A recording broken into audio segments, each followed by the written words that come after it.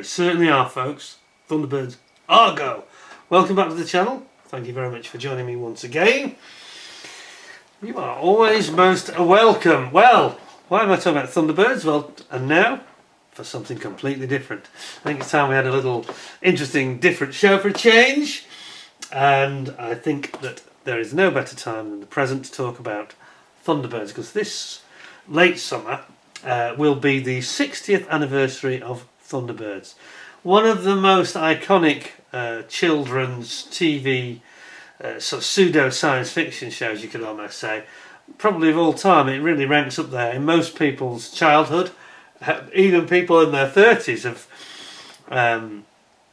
almost been re-indoctrinated, like many of us of a certain age were, because they showed it again in, I think the BBC got the rights to show Thunderbirds in 1992, and they showed it all again.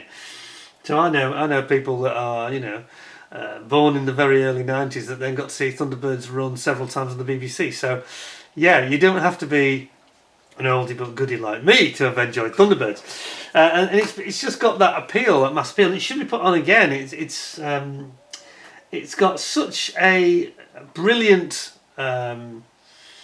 wide-ranging feel-good factor about it, and it manages to encapsulate just about everything that is kind of wholesome, you know.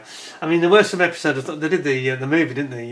They did two movies actually. They did Thunderbirds Are Go, the movie about the mission to Mars, and they also did Thunderbird 6, which they made as a movie as well. But neither of them were terribly successful at the box office, because I think people just got used to watching it on TV rather than on the cinema. So yep, they did have an appeal, but it wasn't, you know, it wasn't up there with like a Bond film or anything like that, even though it's a tremendously popular series on TV. So we're going to talk about Thunderbirds. We're also going to talk about Gerry Anderson.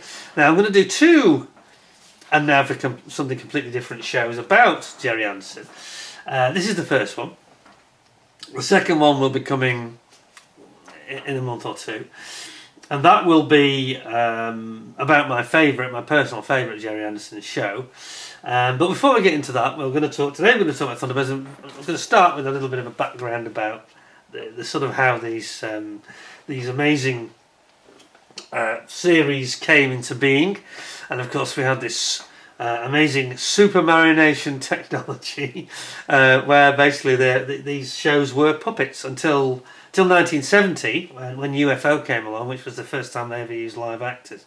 So the sequence of events is Gerry Anderson and his wife Sylvia, he decided he wanted to do this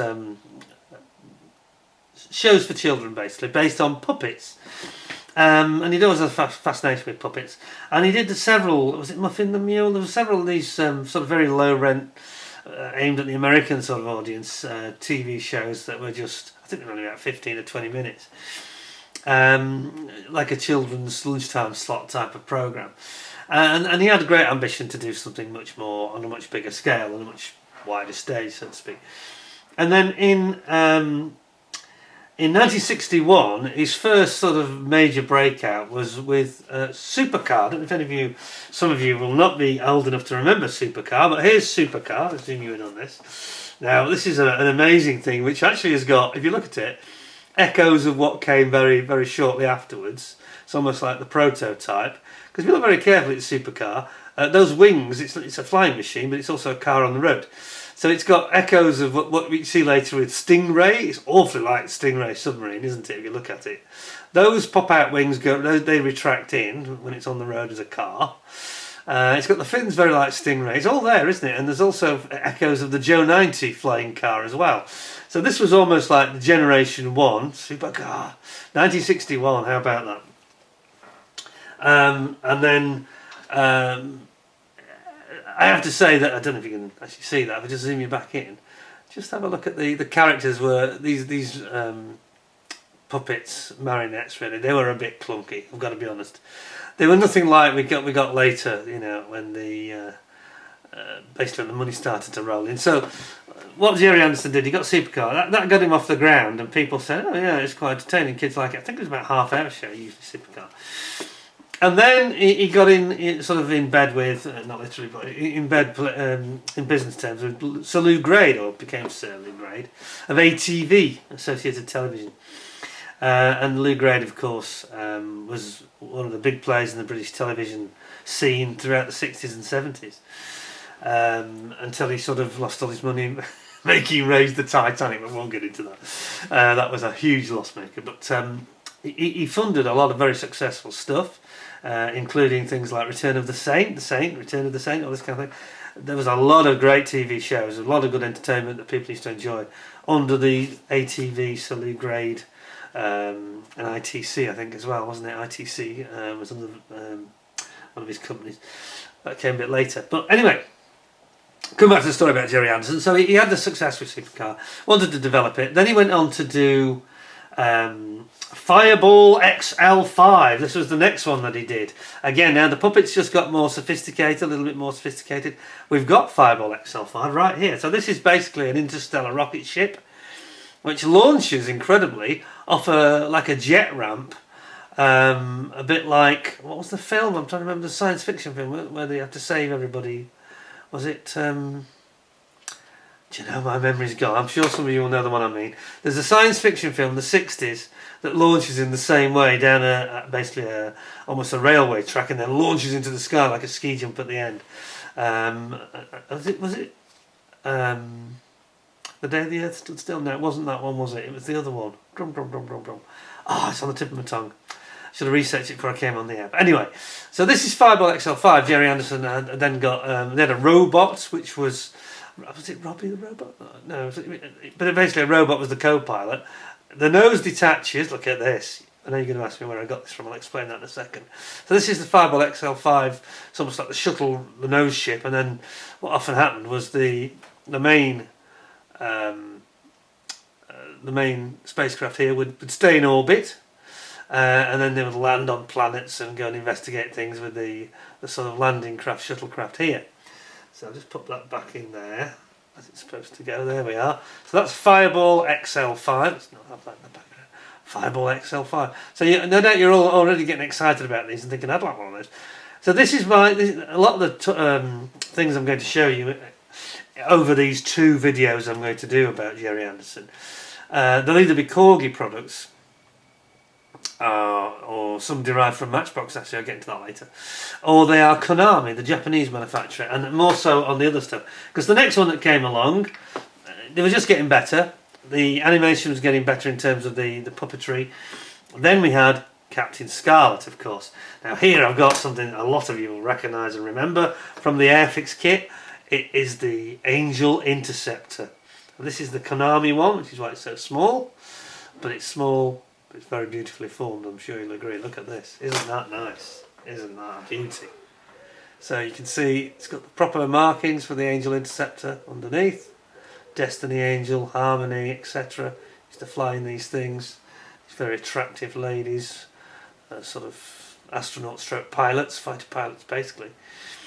Equipped with cannons, and these were basically the fighter jets of the Spectrum organisation. And of course we then had lots of toys, many of you will remember.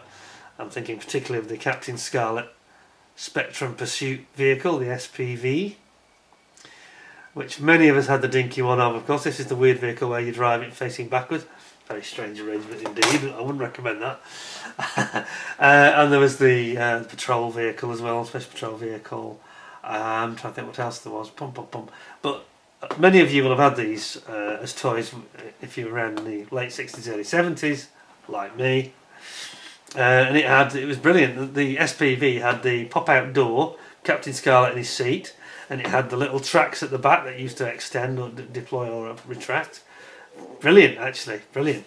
Let me see if I've got some photos to show you. Those of you that don't know what the heck I'm talking about, let me show you. That's Joe 90's car first of all. Oops, that's Joe 90's car. This is the dinky version, which many of us had.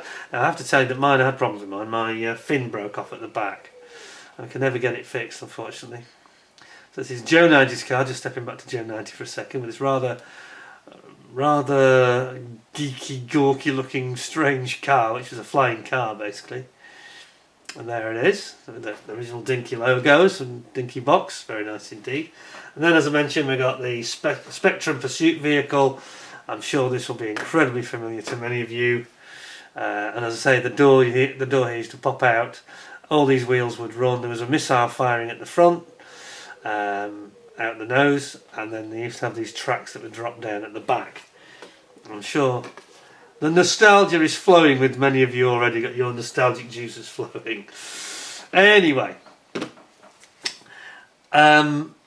so then Thunderbirds came out in actually 1965. In fact, I probably told you slightly out of secret here, because the order is Supercar, then it's Fireball, then it's Thunderbirds, and then we got Captain Scarlet. And you can tell that when you watch Captain Scarlet, they were trying to go a little bit more adult. I think Lou Grade had pressured Gerry Anderson, saying, it's brilliant, the kids love it, but I'd like to widen the appeal. Can you make it slightly darker themes? Well, they were. I mean, the Mistrons and Captain Scarlet, I used to have nightmares about it. When you're 5 or 6 years old, that's pretty dark stuff, you know. I mean, this is like showing a 5-year-old The Empire Strikes Back. It's not really recommended, you know. I mean, it would be like a PG if it was a movie, you know. I was amazed with that they did that. Anyway, then we had Thunderbirds, which I'll talk about in a minute, and we'll get into Thunderbirds properly. And then later, of course, in 1970, so it's actually the 55th anniversary of what was my personal favourite of all of Gerry Anderson's productions, and that was UFO, and that's not an insult. Unidentified flying objects. And here is a UFO from Konami. We have our spinning UFO. Look at this. Now you're getting into the spirit of it. That's brilliant. You can hear the noise, can't you? I'm not going to do an impersonation of it because it will not do it justice, but you know the sound I mean. That's like the weird humming, buzzing, firing its laser beams at everything, yeah? And this Konami one comes on a stand and spins as you see it. Absolutely fantastic. Anyway, I was so taken with UFO for the same reasons I've just talked about. Obviously by then I was actually 5 years older. I was still very young now. I was very young, too young really. I remember my brother saw the first episode of UFO, and he was very impressed with it indeed, because they'd used actual actors for the first time. Everybody expected it was going to be rubbish, to be honest, and it wasn't. It was dark. It was written much darker. They took the darkness of Captain Scarlet and having real actors made it darker still. Some very unpleasant themes in it. There was a lot of I mean, it's almost like I often joke and say I started my puberty 10 years early, really, when I saw Gabriella Drake taking her clothes off in that series. Very sexy, attractive woman, and they all were, frankly, that were in it. Very glamorous looking females, amazing looking vehicles, fantastic special effects, and of course Derek Meddings, who went on to work on the Bond films, was started his career in terms of special effects director, as a production supervisor and special effects director with Gerry Anderson, and working on Thunderbirds and all these productions, and that's why they look so good even today. I mean, the effects in UFO especially, and Thunderbirds really, can't fault them really. You know, you think when they were made, this is over 50 years ago, 60 years ago. Incredible. They look absolutely amazing really. Better than some modern movies with their CGI rubbish, you know. Anyway, before I go on to Thunderbirds properly, I just have because I say, UFO, I was absolutely smitten with Thunderbirds. It was a huge part of my early childhood when I was, let's say, when I first started going to school, when I was that age. And then once I was at school, when I was sort of 7, 8, then this became the series that really focused me and really shaped my sort of thinking. And I think the way that it was the first science fiction program or series proper science fiction that I ever really watched, and this was brilliantly written. And I should just mention that don't worry if Jason is watching from Model Kit Stuff. I know he's going to be doing a thing about because I think it's 50 years of Space 1999 this year, and because it's 55 years of UFO and it's 60 years on, so they all have this anniversary. But don't worry, Jason, I'm not going to be doing Space 1999.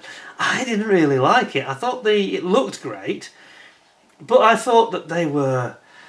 The story goes that UFO. I don't want to get into too much detail about this because I want to talk about Thunderbirds, but basically UFO was going to have a second series, and they cancelled it. Lou Grade wasn't happy. He wanted it to be. He wanted more American actors, and they made some strange decisions. I know that Gerry Anderson wasn't all that happy about it because he wanted to do a second series of UFO. UFO is phenomenal, and it's got some deep, dark episodes.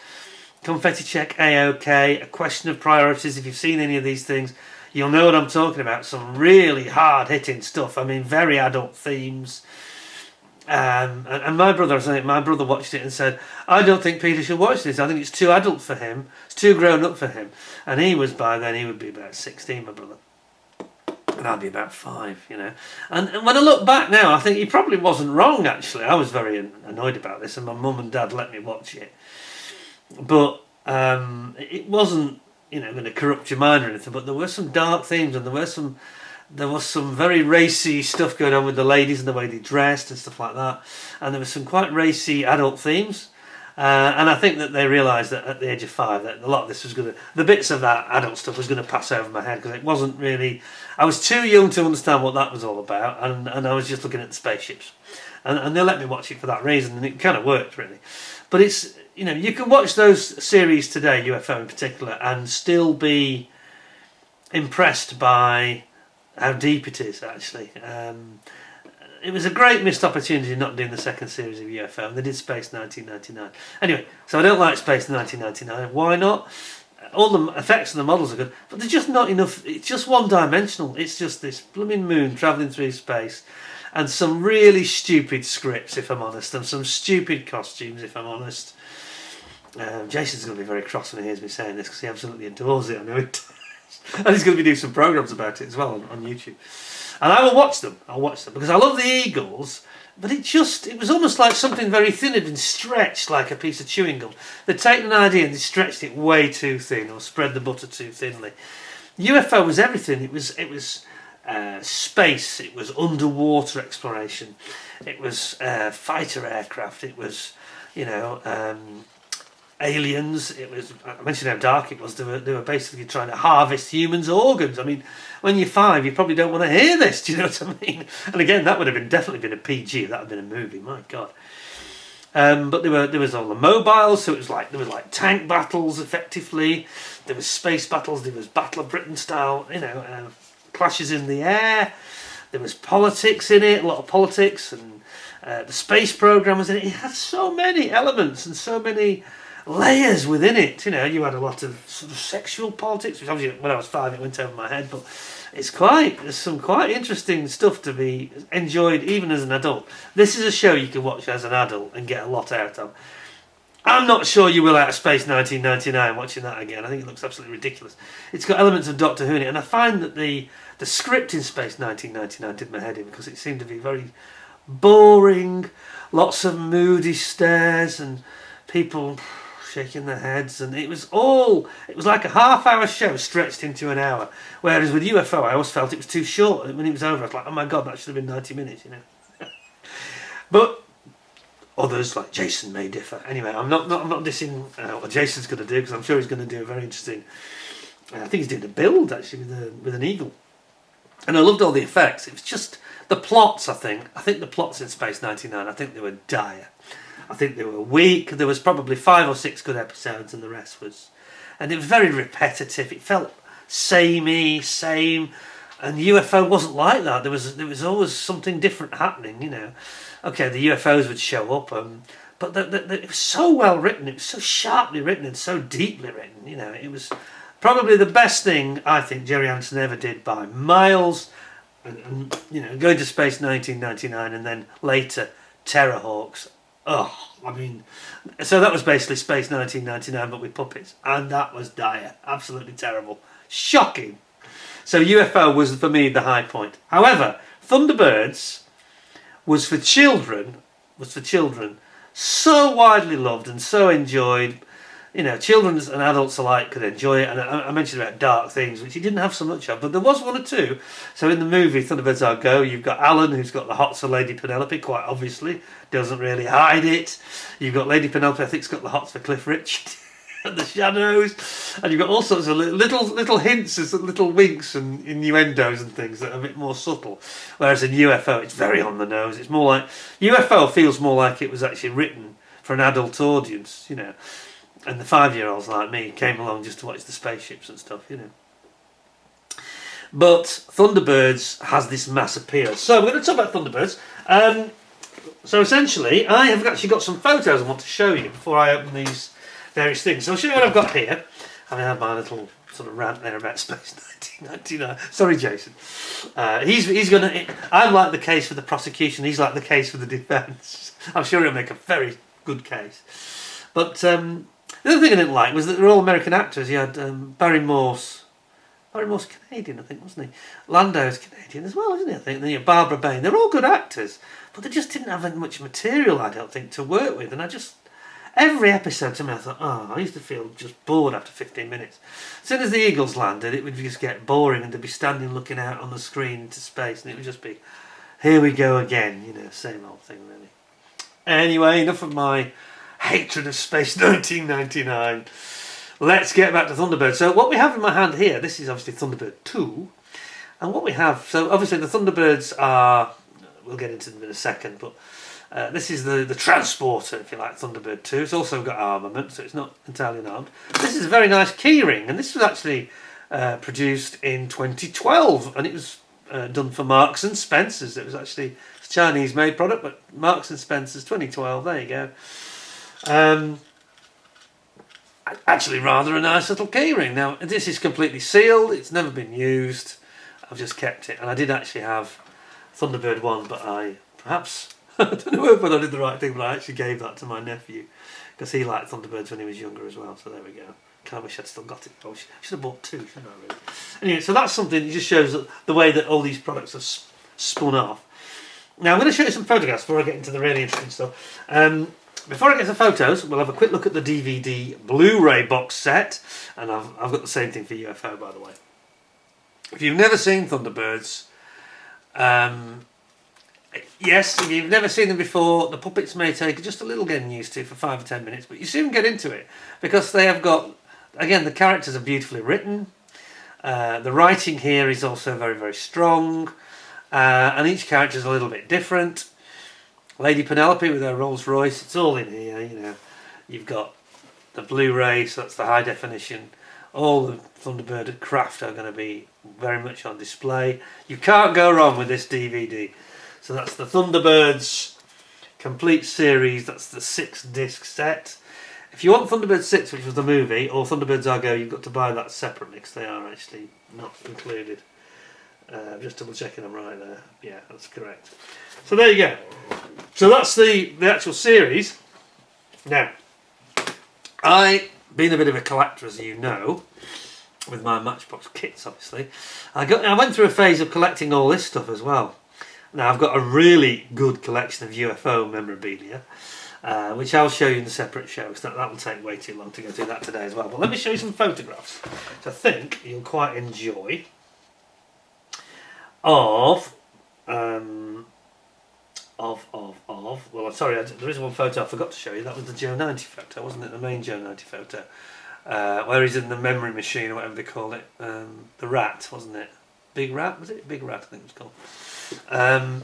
Which basically gave him his whoops. There you go. Which gave him his brain patterns to become a secret agent or an international spy or president or whatever it was. Anyway, that's Joe 90. Let's get back to Thunderbirds, and I will show you these rather interesting items that I collected about 10 years ago. Now, this is when Matchbox brought these out. Originally, Dinky was the one that had the license for Thunderbirds, and then the Matchbox license came out when they re-showed the shows on the BBC in 1992.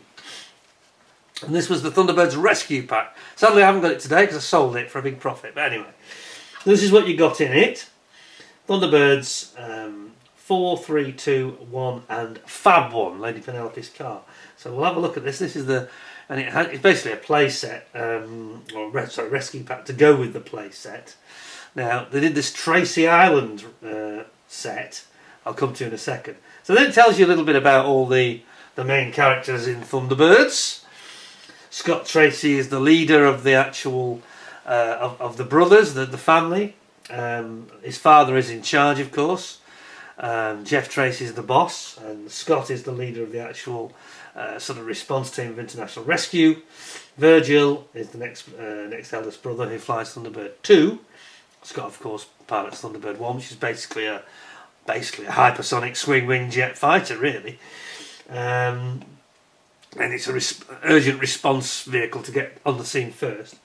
Then Virgil turns up with Thunderbird 2 with all the transport and all the pods, which we'll talk about later. Gordon Tracy is the Thunderbird 4 submarine captain, if you will, or pilot, aquanaut. And then Alan Tracy, he's kind of multi-skilled. He can do Thunderbird 4, Thunderbird 3, the spacecraft, and also he sometimes mans the space station Thunderbird 5. And then you've got Lady Penelope and Parker. Yes, m'lady. Now, m'lady. Yes, now, Parker. And he blows somebody away with a rocket or a missile or the gun, you know. Anyway, there we go. It's all there. Then this is the actual set. Now, Matchbox did this really rather well, actually. I've got to be fair. I thought they did an excellent job here. The Fab one's a bit, that's a bit naff. It's just like an old Matchbox car, really. But the rest of it was good. And they did their own Thunderbird. The new tool, Thunderbird 2, wasn't based on the dinky one as such.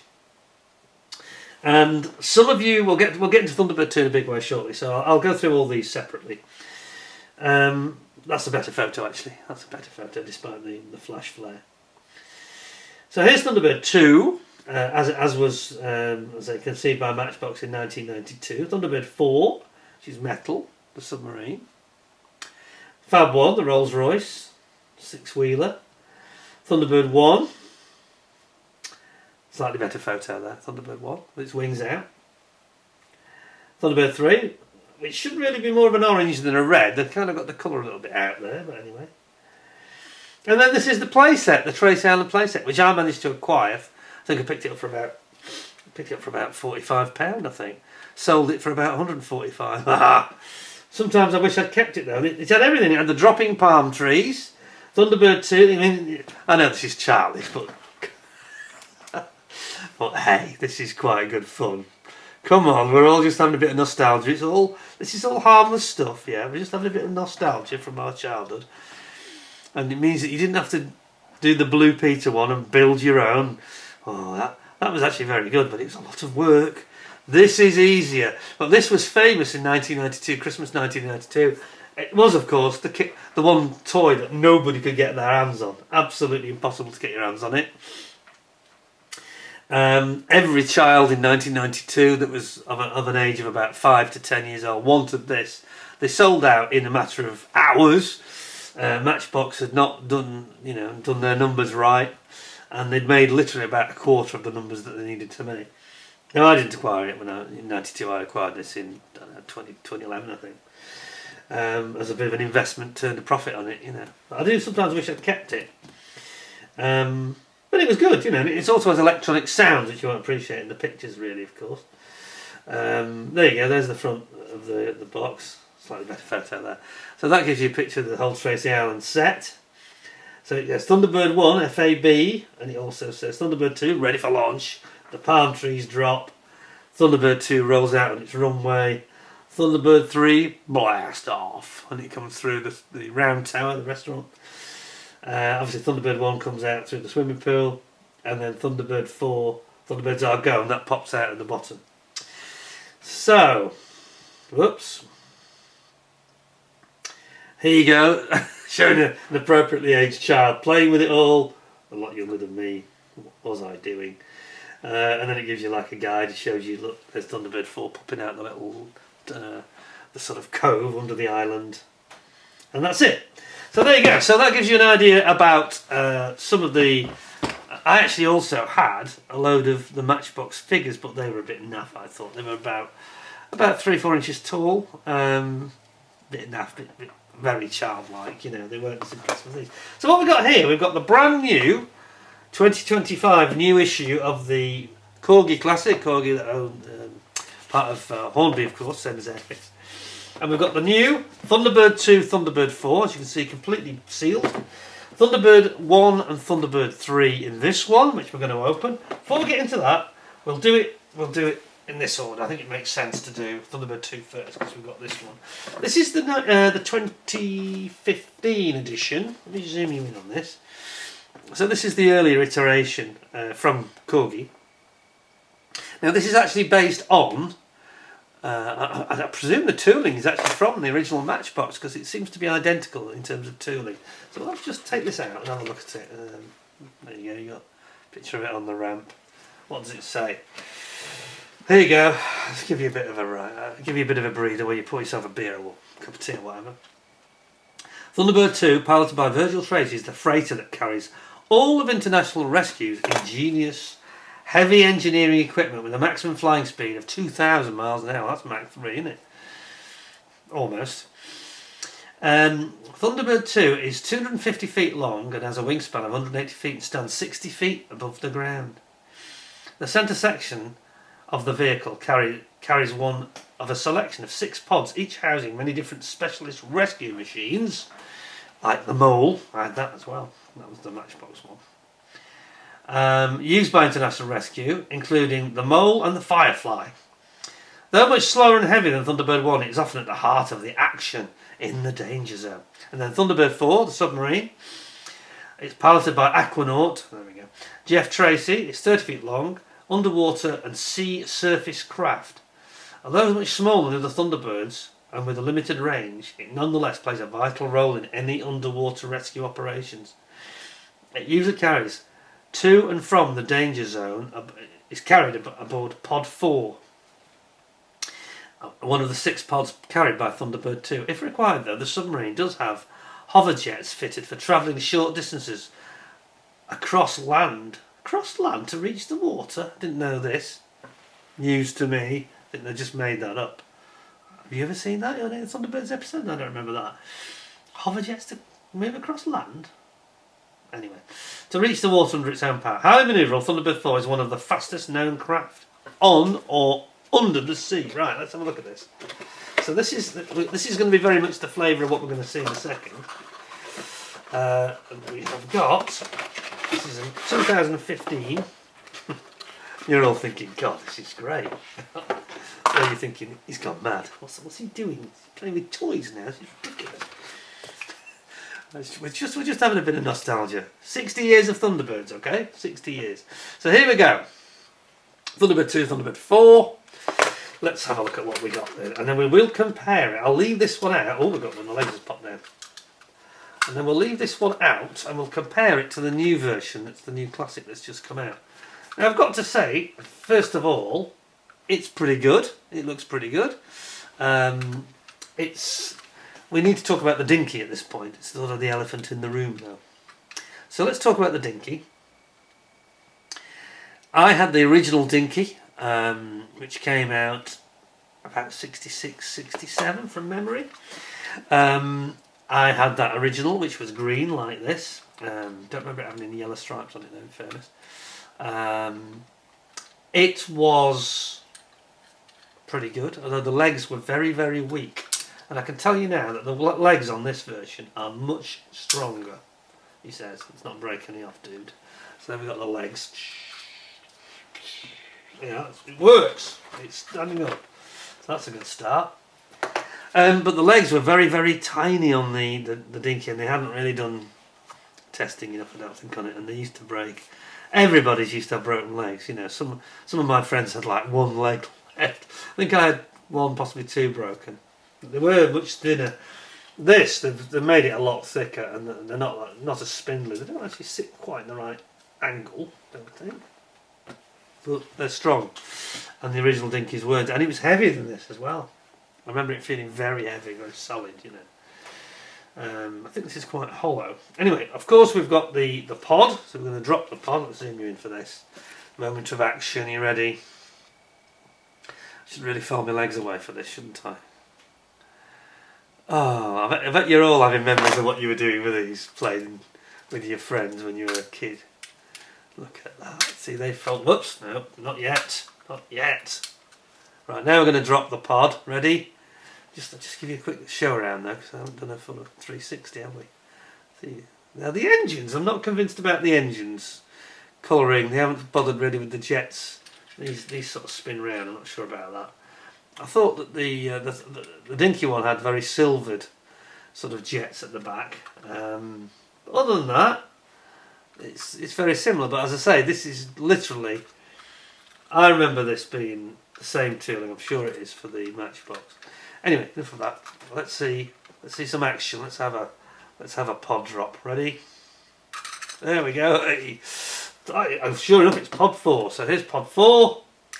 Pop it down, and then we can have our.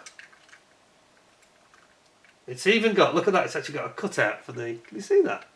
It's got a little cutout in the middle for the tail to sit in. Isn't that cool? Now, how cool is that? Isn't that good? So there you go. There's your Thunderbird 2 from Corgi 2015, I think it was. I'm just going to double check what she says, and then we'll get into the new ones, brand new. Unseal them. Does it say 2015? I think it does.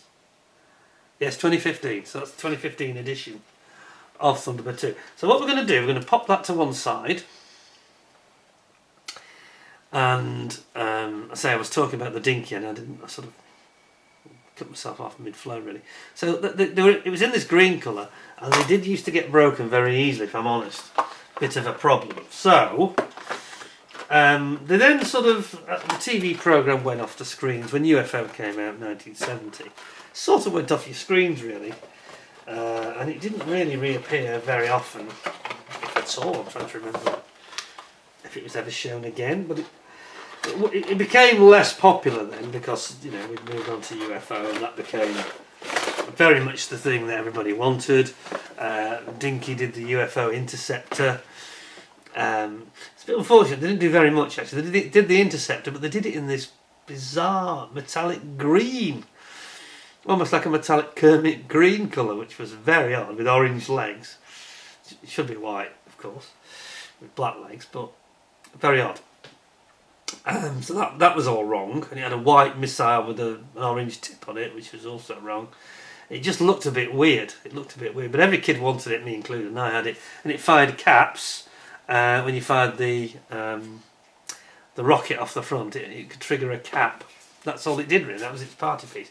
And then they had Ed Straker's car, which was like a pull back and go. Ed Straker's car, of course, was the most horrible looking thing really.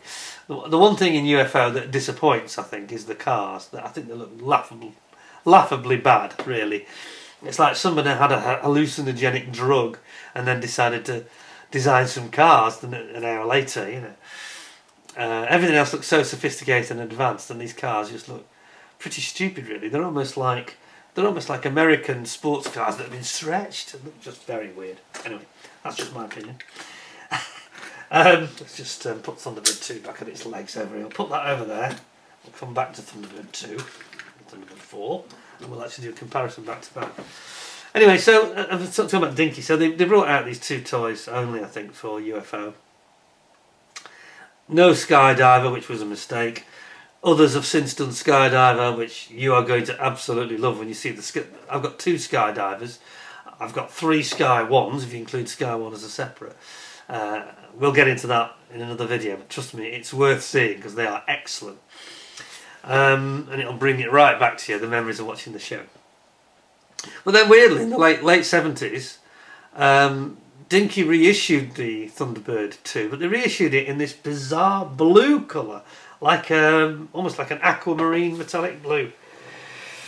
Very strange, another strange choice, a bit like the UFO Interceptor, excuse me. Just like the Interceptor was a completely crazy colour, then they did it again instead of just going back to the green, and everybody was like, every child was saying, why is it blue? And getting the dads to respray them and all this kind of thing. It's just crazy. I mean, Dinky were a really good company at their zenith, in the 70s. But they did make some odd choices from time to time. Anyway, we'll get into that later. Because I have to tell you that when we do the UFO thing, I have got UFO Shadow Mobiles. That was the one I forgot to mention. Of course, there was a third one. There was the Shadow Mobile, I beg your pardon. So there were 3 toys. The Shadow Mobile was the third die-cast model toy from Dinky, which I will show you. I've got 2. One is virtually mint. It's not a repro. It's an original that's pretty much mint. Hasn't been played with. The other one has been played with a bit, and somebody's put a silly sticker on it. But I don't want to ruin it, so I've got 2 there. But they are in good condition, really good. You'd be surprised when you see them, and they've both got firing missiles and everything. For another show, we'll stick to Thunderbirds. Anyway, so I say they brought out the Thunderbird 2 in this horrible blue colour. and it annoyed everybody. And then finally, when we got the reissue of the TV series in 1992 on the BBC, I think they put it on BBC Two, and then we got that set I've just shown you, where you actually got your green-looking Thunderbird 2. Now I have to say, one thing that does strike me, being a bit of a Thunderbirds connoisseur, toys, I mean, the one from Matchbox was this, as you saw, was this incredibly glossy green. This one is a bit more of a sort of a satiny green, I'd say. Interestingly, going to be very interesting to see when we open this box now. I'm going to zoom you in. I'm going to get into this and see an opening in-box review, Thunderbird 2 and 4. So let's have a look. So this is brand new. It's completely sealed, as you can see. Be careful I do this, because I don't want to spoil it. So I will do it like that. Try and be as sensitive as possible. There we go. Quite looking forward to this. It's going to be interesting to see what sort of a green they've got and what the finish is like, whether it's different again. Let's have a look. I bought this from my local model shop in Chester, who are struggling a little bit at the moment, I think. So I didn't actually need any Thunderbirds, so I did them a bit of a favour here. I just wanted to support my local model shop, to be honest. Chester Model Centre, they're called. So if you want some, guys, there you go. Just for you. Look at that. Now the new presentation from Corgi is beautiful. Gotta say, they're really nice. What's it say underneath? Ah, some Chinese writing. That's never a good thing. 2025. It says. There you go. So we know this is absolutely bang up to date. So let's have a look at what we got then. So here we go. Oh, I think they've gone for a different colour again. Interesting. Thunderbird 2, piloted by Scott Tracy. Actually, it's a complete repeat. It is literally a repeat of that spiel that I just gave you, but it's nicely done. Gold foil lettering. Look at that, isn't it nice? This is beautiful, the way they've done the box. Look at the box opening. Like a jewellery box, isn't it? Fantastic. Okay, let's have a look at this then. Ooh, now then. Wow.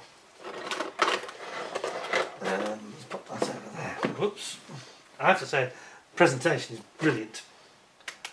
Okay. Interesting just to do the side by side. Let's see how it compares. Whoa! It is a different colour. Okay. Oh, they've done this. Wow. Oh, there's definitely more detail in the way they've... It's got stencils on it and things. Oh my goodness. Oh yes. Let's zoom you in so you get this full benefit of this. So let's just do the side-by-side comparison so you can see when I'm talking about colours. So we've gone from very glossy green to this sort of a satin green in 2015. Now we've gone to this paler green, which does look more like the one in the TV show. I think they call it apple green, don't they, in fact? I think that's the correct colour. So we've gone from the sort of... This green actually reminds me of the original Dinky quite a lot, this one from 2015, if I'm honest. It does. This, though, looks much more like the on-screen, that slightly, just fraction lighter green. You've got all the details picked out in black for the windscreen windows. And you've got the side windows here. This looks very, very realistic. I've got to say, it looks a lot more like a model and much less like a toy, this one. So I'm actually quite impressed already. As we turn it round, you've got these markings that are like stencils on it. And again, they've gone the extra mile here to make these jets look like they actually are jets. If you look on the earlier version, you'll see what I mean. They're just round red dots. Here, they've made them look like they're actually jets. Same at the back. No, on this one, they didn't even bother there. So this is the older 2015. This is the new one. So what do you think of that? That's pretty impressive, isn't it? Oh yeah, I like it. I like it.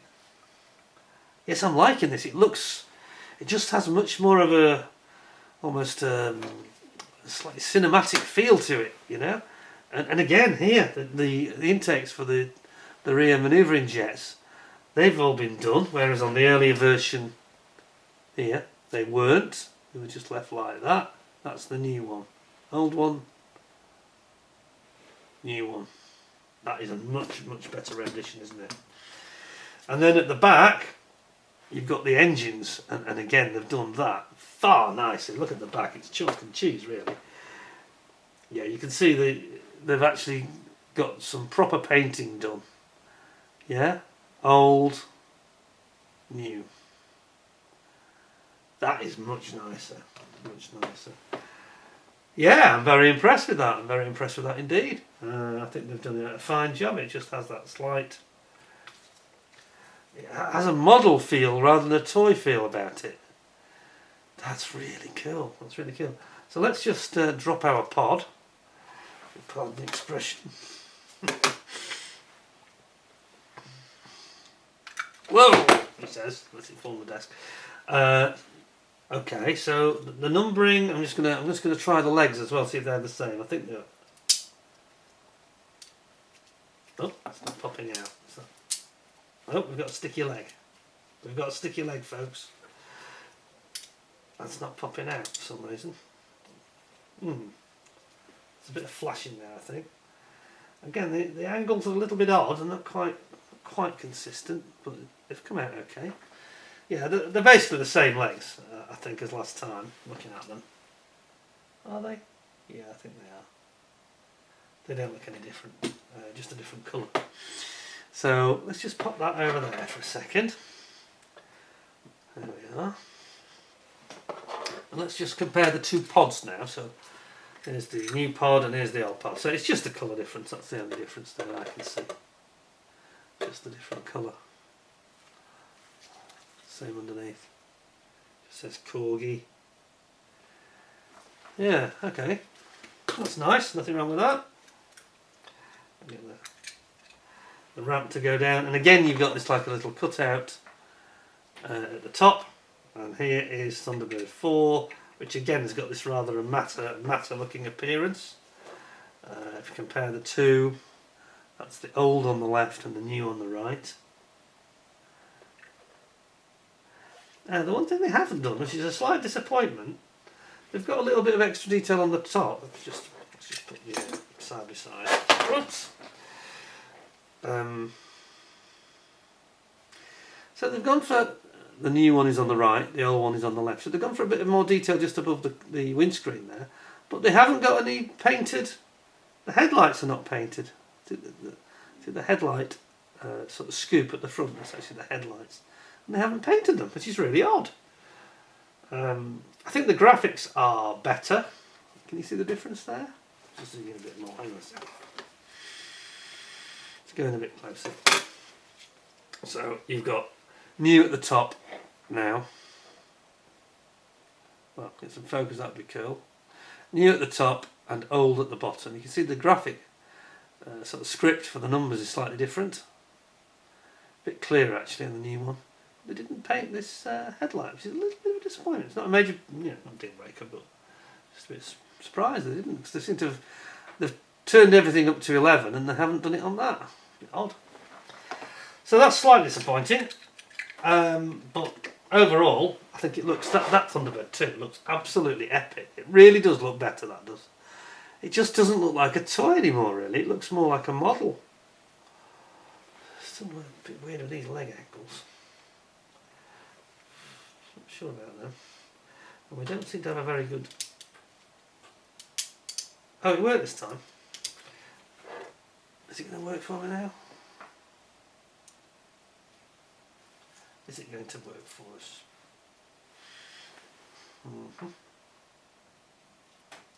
Yes. I think there's a bit of flash in there. You saw I pulled a bit out. Just a bit of crud had got in there. I think it was affecting the release. Seems to be working alright now, so I think that's quite good news. But yeah, it's definitely got the look. It looks much more like Thunderbird 2 and less like a completely unrelated toy. Even the intakes look here. You got the red, and then you got the black of the engine fans. They've done that well as well. And here, these windows here, very nicely done. Just has a few more elements to it. Done it well. I'm quite impressed with that. I think I've spent my money well there.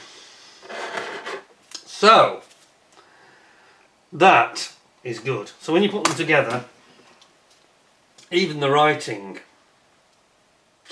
One thing I would say though, there is just one thing actually that isn't better. Just hang on a second. Let me just put the legs back in.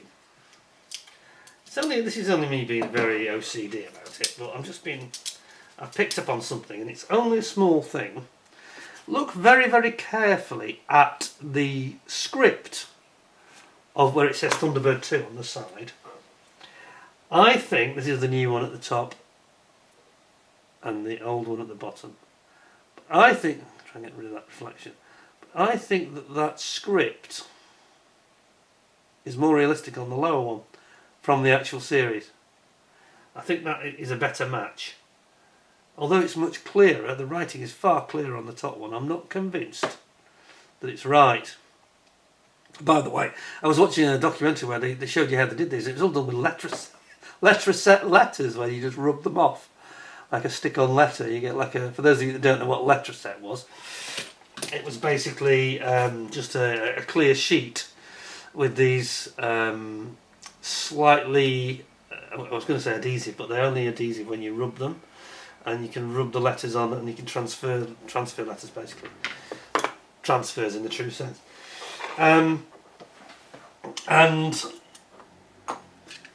That's how it was done. That's how they did all the lettering on the Thunderbird models. It was all letter set, all very, very cottage industry, homemade stuff. But I actually think that the lettering, although that's much clearer to read, I actually think that is somehow, might have to check that, but the angle's a bit weird. I mean, they never got that quite right, did it? It's all right on that side. If you look very carefully, there's two elements to it. The first is the script itself, and I think that the script is better on this older one. But the angle's not cool, is it? Look at the way they've got that at a funny angle, sort of drooping off the nose almost. That's not well done, is it? On the new one, although it's a different script, slightly different script, the angle is perfect, you know. So I think overall, I think the new one is clearly the winner. Absolutely no contest really. They've just gone for a more model-like appearance. It's flatter. It's not so glitzy and toy-like, and childlike. Says, I'm trying to make sure I get this right now. Right way around here. That's the new one. Can't get into my pod. Pod won't open. There we go. Actually, I'll put it in there rather than put it in the pod. Keep life simple. But yeah, overall, I think that's a winner. I think it's beautiful. I really like that. I think I'm going to have that because these are not, they're not original Matchbox kits here. We're not talking about something that can't just be churned out in China again, thousands of them. But it does look beautiful. I think I'm going to put it in my cabinet. I really would like to have some Thunderbirds in my cabinet. It's part of my childhood, a big part. That looks absolutely brilliant. So I'm very impressed. I recommend it to you. Marks out of 10, I give it 9.5 out of 10, and the original would probably get sort of 9, 8.75 to 9. They've just dialed it up with the detail, haven't they? It's much nicer. So I'm going to put them both away. If you bear with me, just indulge me for a second. And then we'll look at Thunderbird 1 and Thunderbird 3, a rocket ship. Get this to go in. There we go. I have done that the right way, haven't I? Have I? I haven't quite got it plumbed in. There we go. I think it's got to be put in a bit more forcefully. This is where I get into trouble. Right, we'll have to leave that because otherwise I'll be here all day. So we'll just pop that on one side. Still a nice model, but just a little bit more toy-like. I should probably give this to a child.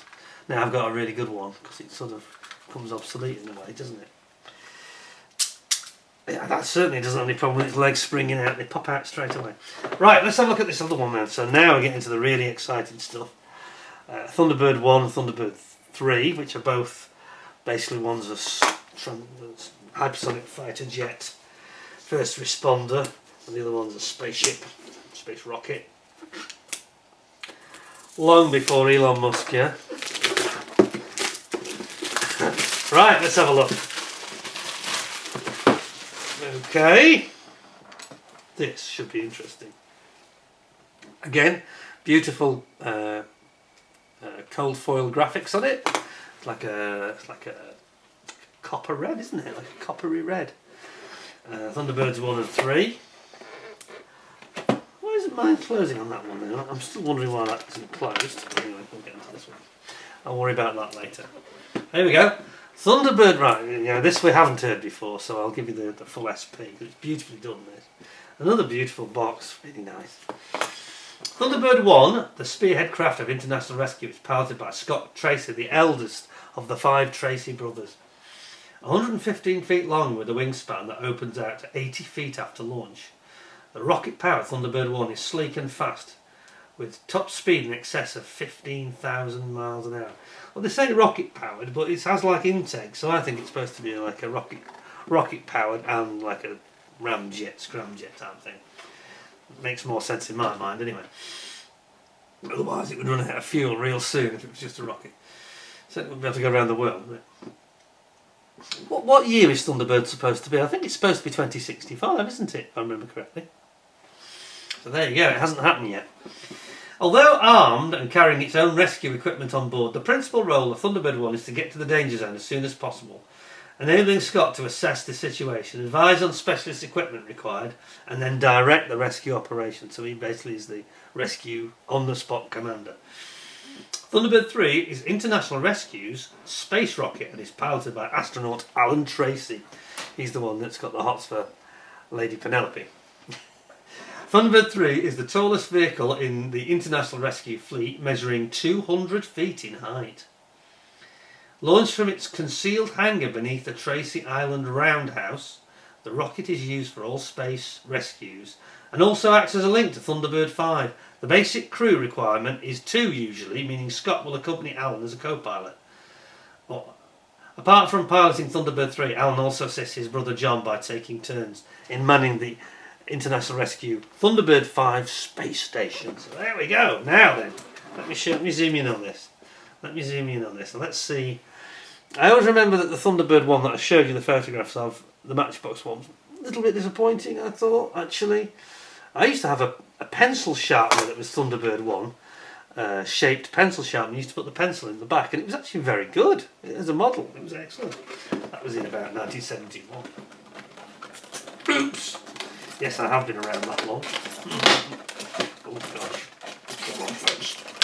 This is where the gloves really do come in handy. That's it. Right then, look at this.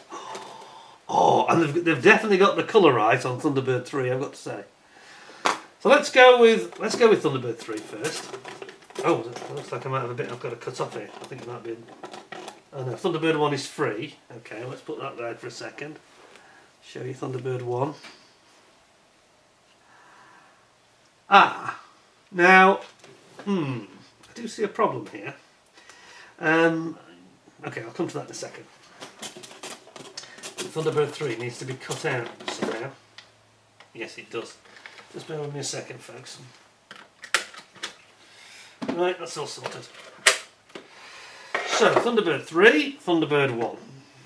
Let's have a look. Now, I did actually see one review, only one, where somebody was looking at this, and he made he was a bit unhappy about this because he said, yeah, that shouldn't have been a round hole. That's obviously sort of got a screw in there. That should have been a slit. So that's not quite accurate, but it's tall, isn't it? It is taller. It is taller than Thunderbird 1, which it should be. It should be. You see them side by side like that, which is fair enough. But somebody was complaining, and I presume he's right. I think I did check. I think he's right. That the T of Thunderbird should actually be on the nose section. He was really cross about this chap, in terms of the accuracy. So Corgi have not really quite done their research. But putting that aside, I think he also made a comment about, and I think I can see it now, what he was talking about. The nose, the tip of the nose, is a bit too long relative to the rest of it, and he said it made it look too long. It should be slightly shorter than that. Maybe we are splitting hairs here. Let me just go back to my Matchbox version. Let's just do that because it's useful, isn't it, as a reference. Bear with me a second, folks. Thunderbirds, here we go. Right, now we know it's red. So this was the Matchbox Thunderbird 3. Here. Now its proportions, not the greatest photo. You can see its proportions are quite different. Clearly way out, because the sort of collar relative to the tip of the nose, the collar, it's almost like it's a different scale, isn't it? But even so, the collar is too near the tip of the nose when you see this. See what I mean? And this does look more like the... Okay, I'm not the greatest expert on these things, but it does look more like it. The colour is right. It's almost like a carrot colour, isn't it? It's the colour of a carrot. Not red. Yeah, they've got Thunderbird. I mean, I think they've done it really well, actually. I think that's much nicer. Much more like my memory of Thunderbird 3. Just does seem, I think he has a point, this guy. It just does seem a little bit disproportionate along at the far end here. That bit from here to the tip looks just a little bit longer than it probably should be, for being really critical. Being a bit, you know, picky here, but that is a beautiful looking Thunderbird 3. If I'm being really honest, I think that's definitely a 9.5, 9.75 maybe out of 10. Apart from this inaccuracy and this possible thing about the T not being in the right place. I don't care about that. I'm a bit more concerned about the length of that. Which may be a fraction too long. But it is beautiful. It is beautiful. It's certainly better than that, yeah, that Matchbox one. So don't think we should get too fussy about it. And I think that when it's standing up like that, it's so big. It's quite big, isn't it? Well, how long is that? It's about 5 inches. Yeah, it's fair size. That's quite nice. Right, let's look at Thunderbird 1. Now, I said that there was a problem here. All I meant was, I like the way they've done the nose on this. That does look good. Check this out. That looks pretty much in scale to me. But what I don't like, the only thing I spotted straight away, it was great when it was like that, but you've got this second shoulder here. It shouldn't have that. If you actually watch that opening sequence that we saw, Thunderbird 1, this shoulder probably comes out a fraction more, the first shoulder here, and you don't get the second shoulder here. It wouldn't be visible. They just appear to be straight up. If I can, I wonder if I have a photograph to show you what I'm talking about. Let me just have a look. I have a feeling that we have somewhere got it. Just bear with me, but I'll let you look at that rather than have a blank screen while I'm looking this up. Bear with me just a tick, and I will tell you what the issue is. You'll see it, and it'll make more sense, I think.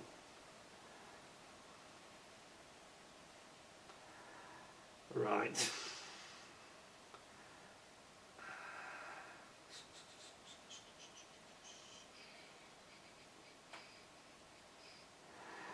Now, it's very important.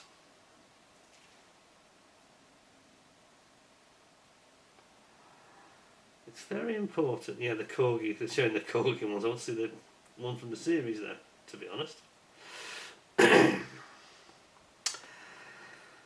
We'll get there, don't worry.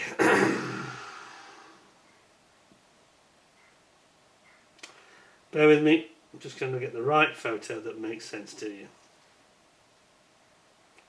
Okay, I think we have it. I think we have it. This would be good enough anyway. Right, now then, can you see what I'm talking about? The wings don't have a second shoulder when the actual wings are when it's taking off, and they're retracted. You don't have this double shoulder that you've got here. Can you see what I mean? That is something I spotted straight away, and I'm not the greatest expert on these things. That's not quite right, and it kind of spoils the look, and it's one of those things, once you've seen it, you can't unsee it. That's what it should look like, yeah? So it should be completely like smoothed in. The wings are fared in, basically. Not sticking out like a second shoulder there. So they've got that wrong, I'm afraid, so I'm sorry to be harsh, Corgi, but you've made a bit of a boo-boo there. In other respects, I think they've done it really well. So as soon as you put the wings out, it looks great, to be fair to them. You know, I don't want to be too grouchy about it. That looks absolutely epic. Look at it. What's not to like? Look at the engines, haven't they done that well? Thought they could have maybe painted them in a bit more at the back though. That would have been nicer. But the colouring's good, isn't it? They've got the colours kind of spot on. Thunderbird 1, I like it. I like it. It's just annoying when it's in the launch position. They've got that strange shoulder. It looks a bit weird to me. But no, overall, I think that's very nice, actually. They've got the nose right. Yeah. And you look at it from the side, Thunderbird 1. That's pretty cool, isn't it? That brings back the memories, doesn't it, from our childhood? Look at that. Isn't that nice? And it does, it looks good with the wings out. It's just when you get to that point there, they just shouldn't stick out. I suspect the issue is the amount of space they've got in there. It's probably quite hard to engineer it not sticking out, if you know what I mean. It's probably not enough of a gap. But in that configuration it looks absolutely brilliant. I mean, it looks kind of flawless. I just wish they'd done a little bit more detail at the back end though. You know, they're filling in those rockets, but they're there. They've got all the stabiliser fins, all accurately produced. Have you ever noticed, by the way, when you watch Thunderbird, something that caught my eye, because I've been watching a couple of them again. When Thunderbird 1 comes into land, it has these legs that extend, of course. Legs that extend from under the wings. And it has a little tiny wheel that extends. Sorry, the legs have a little wheel on the bottom of them, or a skid. I think it varies depending on what mission they're on. But there's a little tiny wheel extends from the central fin. And you don't always see it when it lands, comes into land, like vertically. Very, very interesting. So something for you to watch out for if you haven't noticed that yourself. Anyway, there you go. So that's Thunderbird 1 and Thunderbird 3. And I have to say, when you see it in that configuration as it's in my hand now, it looks marvellous. They just made a bit of a shame they didn't get it. I'm going to give it a 9. I think it's a 9.25 out of 10. That, to be fair, many things about it they've got spot on. I mean, you look at the engines at the back; they have painted them in here. Look, they've done that nicely. Looks brilliant as it sits in my hand at the moment. It's just when you do that, and it sort of has this second shoulder. Cool. Anyway. What did you make of all that, me playing with Thunderbird toys? What is the world coming to next? I did a lot of work for charity, yeah? Speaking of my charity work, by the way, we have had a slight problem. Nothing to do with the Ukraine charity for the civilians. It's more to do with the animal charity. And I have to choose my words very carefully what I say next, because I don't want to offend anybody or upset people that are doing good work for Four Paws, the animal charity. But they wrote back to me saying, I said, I've got this money ready for you. And they wrote back and said, oh, we can't guarantee it's going to be used in Ukraine. And I wrote back, I was really cross with them at the time, I've got to be honest, I've calmed down a bit now. But I wrote back and I said, hang on a second, I said, I showed on my channel your pages from your website saying Ukraine appeal, you know, saving the bears in Ukraine, and there was the, what was it called, Operation... Klitschko, was it Klitschko? About saving the cats, the stray cats, and Mozart, the cat that they saved. I said, and I've shown people this, and it's clearly giving the impression that you are collecting for Ukraine, and that's what I want to give you the money for. Oh, she's written back to, no, I'm sorry you feel that way, but we basically decide where to spend the money depending on where the greatest need is. Well, I'm not disputing that's true.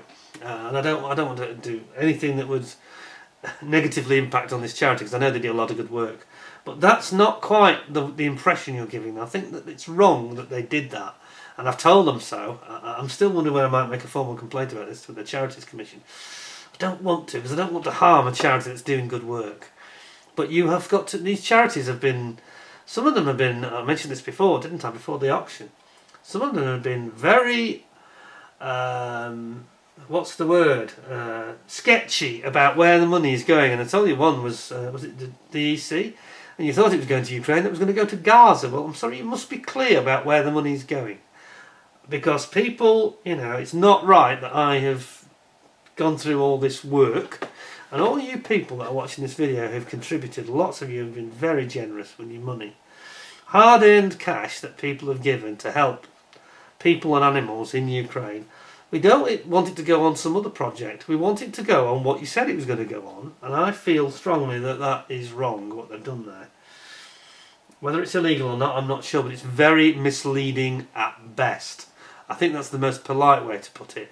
So I'm afraid Four Paws are not going to get the money, and I'm now looking at 2 or 3 other charities, and don't worry folks, I'll let you all, the same amount of money will be spent and blah blah blah, no problem with that. But we have to focus it where we promised to focus it, you know. I made a commitment to do something, and I'm not going to let them change and decide once they've got the money something completely different. That's not on, sorry. I'm a bit frustrated about it. Anyway. But Four Paws are a wonderful organisation. I'm not trying to knock them in any way. They do some fantastic work all over the world. They're based in Vienna. But I think they need to be a little bit more transparent and upfront with exactly what you are donating the money to. That's all I'm going to say about that. But don't worry, I'll come back with an update about where the money will end up. It'll end up in Ukraine. You can rest assured. There's a couple I'm looking at actually. I may even split it between the 2 I'm looking at. I don't know. But all the money will go to Ukraine.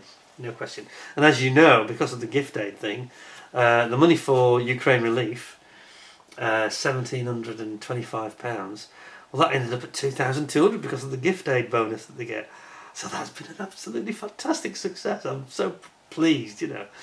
And I can see that you all feel the same way. So between us, we've done a brilliant teamwork and raising some proper money that's going to really help people. And the managing director of that organisation, Carol, he was thrilled to bits, I know, and he's even featuring a bit of a write-up about it. And I think he's also going to feature on their social media the picture which shows everybody's name who contributed. So you'll all get a mention. So thank you all, everybody. Really appreciate it. Anyway, that's it for today. That's Thunderbirds. My Thunderbirds review is kind of over. All I would say is, you know, Thunderbirds has got such great stories and brilliant effects and so enjoyable, you know. And it has these little bits of humour, you know. It was created during an era where we had the Bond films and we had the Carry On films in the UK becoming very popular. And there is this little bits of humour in it, which I think you could argue perhaps there's a bit less of that in UFO. It's a bit more serious, which is why I liked it. But I like both. Thunderbirds comes a very close second for me, and then the others some way behind, you know. But I'll be back, as Arnie would say, to talk about UFO. And when you see the stuff I've got for UFO, it's going to blow your mind. I've got UFOs, I've got Sky One skydivers, shadow mobiles, UFO interceptors. I've got the moon shuttle. What else have I got? I've got SID-1, the space intruder detector, the satellite. I've got everything, pretty much everything that you need to understand what it's all about. So stay tuned, that will be coming in the near future. We'll be doing UFO, and I think you're going to really enjoy that one. Any of you who've ever seen that are going to thoroughly get down into the sort of nostalgia of it. And if you haven't seen it, I hope it'll make you want to go and have a look at it. And again, we'll have the DVDs out and we'll do a little intro. So all coming soon. In the meantime, thank you very much for joining me. Hope you thought it was interesting to see all these lovely toys. They're going to go into my cabinet now because I think they deserve it. They're good enough. The new one especially. Really, you know, Corgi have done a good job. They haven't got everything perfect, but they've done pretty well, I think, there. Actually. You can see there's a step change and a big improvement. Especially with Thunderbird 3 and Thunderbird 2, to be honest. Yeah, I like them. I think you only need a glance of it and you remember the TV series, and that's what it's all about, really. Anyway, I'll be back soon. In the meantime, thanks for joining me. Hope you give us a thumbs up, give us a like. Don't forget to stay tuned for the forthcoming UFO special I'll be doing, probably in about 4 weeks' time. Also be doing an update. I haven't got much done with the mosquito. It's kind of the wrong time of the year. It's not, my modelling mojo isn't very strong at the moment, but it will be back, of course, later. We're now into June. So you've had a bit of an update on the charity auction. We've also got some really nice kits from ICM, brand new aircraft coming very soon, and that will be probably in about a week's time. So hope to see you then. In the meantime, thanks very much for watching. Stay well, stay safe. Go and enjoy watching your Thunderbirds. You can see them all on YouTube. It's not a problem. In high definition as well. Hope you'll do that like I'm doing. And until next time, thanks a lot. And bye for now.